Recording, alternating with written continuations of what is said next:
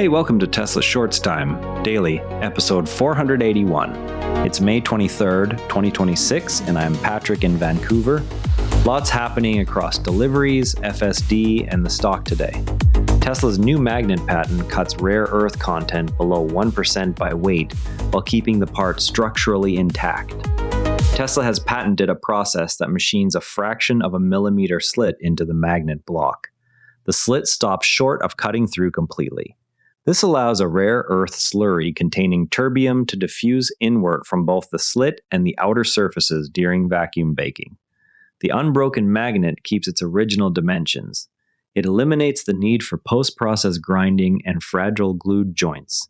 The approach reduces heavy rare earth usage to less than 1% of magnet weight. Now turning to vehicles already running next-generation autonomy hardware. Multiple Model Y vehicles configured for robotaxi duty were photographed in Florida, carrying updated sensor and compute hardware not present on current customer cars. The sightings indicate Tesla is already running supervised autonomy fleets on production-like vehicles ahead of wider deployment. Observers noted differences in camera placement and roofline hardware consistent with next-generation hardware revisions. The activity points to ongoing validation work in a new geographic market. Hardware progress on the ground leads naturally to software behavior on public roads. FSD version 14.3.3 avoided an oncoming wide-turning vehicle with smooth matrix headlight adjustment. The clip also captures the matrix headlights adjusting beam patterns in real time. Owners note the intervention happened without abrupt inputs. The update appears to handle edge cases that earlier versions left unaddressed. One driver reported the first actual issue encountered on the new version yet was still able to reposition the car and preserve the streak counter. The post highlights how rarely problems now surface compared with prior releases. Community replies focus on the recovery behavior rather than the fault itself. The tone suggests growing tolerance for occasional interventions. Autonomy software advances coincide with Tesla's physical expansion plans in new markets. Tesla has expressed interest in opening a dedicated showroom and service facility in Hyderabad, India, as part of broader expansion planning. Local officials confirmed discussions are underway for a physical retail and after-sales presence. The move would mark Tesla's first formal service footprint in the city and follows similar interest expressed in other Indian markets. No timeline or site details have been released yet. Retail growth in India contrasts with shifting priorities at the Beijing Auto Show. Multiple Chinese automakers use the Beijing Auto Show to showcase robotaxi concepts and AI-driven driving systems, rather than traditional consumer models.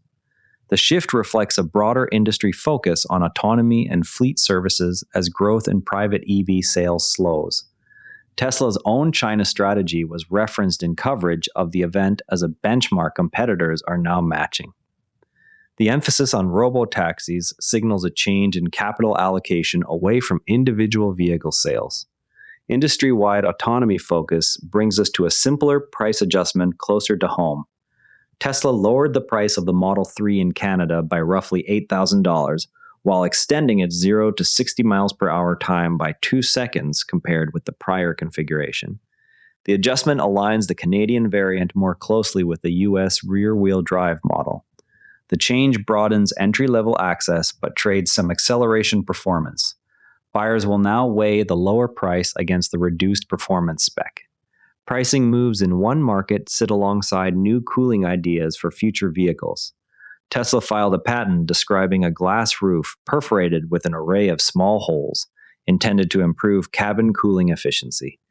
The design allows air to pass through the roof structure while maintaining structural and weather sealing integrity.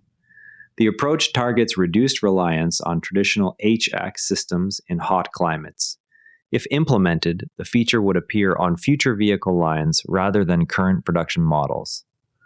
Vehicle-level efficiency ideas connect to larger-scale energy storage deployments. Meta partnered with Enbridge to deploy a large renewable energy installation that will incorporate Tesla battery storage systems. The project supports Meta's data center power needs and marks another commercial use of Tesla energy products outside the automotive business. No capacity figures or contract values were disclosed in the announcement. The deal expands Tesla's Megapack footprint in utility-scale applications. Institutional capital flows in energy contrast with a notable sovereign fund exit. Norway's central bank sold its entire holdings in Tesla, Rivian, and Lucid during the first quarter, according to regulatory filings. The moves removed the sovereign fund's exposure to the three U.S. EV companies. No public explanation accompanied the filing. The sales occurred alongside broader portfolio adjustments reported for the period. Battery strategy changes sit next to real-world longevity evidence. A UK owner of a 245,000-mile Model 3 completed a 1,300-mile week-long trip at an energy cost lower than half a tank of gasoline would have required. The vehicle continues daily service despite its high mileage. The report highlights real-world longevity and operating cost advantages under heavy use.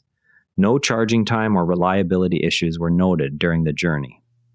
Owner experience in Europe leads to recent sales chart movement there.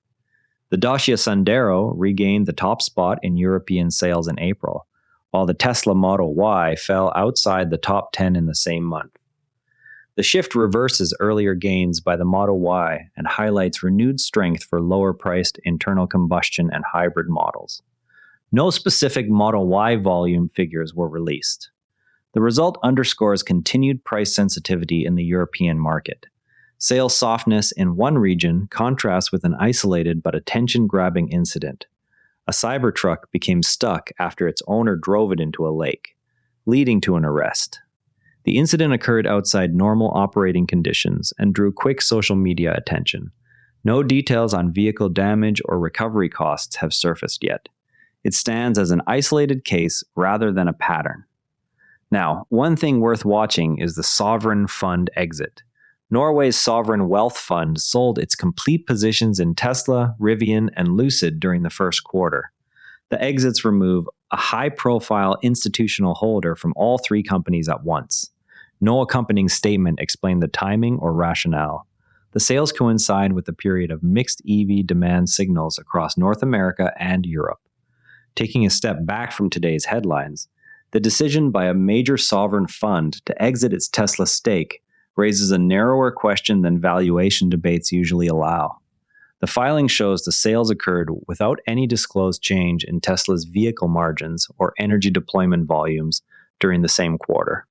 Historical data from other large funds indicate that sustained quarterly growth above 15% in energy storage deployments has previously coincided with re-entry by similar investors within 2 quarters. Tesla's vertical integration of battery and power electronics gives it a direct lever on that metric through cell production ramp and megapack utilization rates. If those rates continue to rise while vehicle gross margins stabilize, the same balance sheet logic that prompted the exit could support re-entry without any shift in narrative or macro conditions. Tomorrow, we'll be watching for further details on the Hyderabad facility discussions and any regulatory updates tied to the latest FSD version. That's your Tesla news for today. TSLA closed at $426.01, up $8.16, 2%. If you found this useful, a rating or review on Apple Podcasts or Spotify really helps new listeners find the show. You can also find us on X at Tesla Shorts Time. I'm Patrick in Vancouver. Thanks for listening, and I'll see you tomorrow. This episode used AI voice synthesis of my voice. Editorial selection and analysis are my own.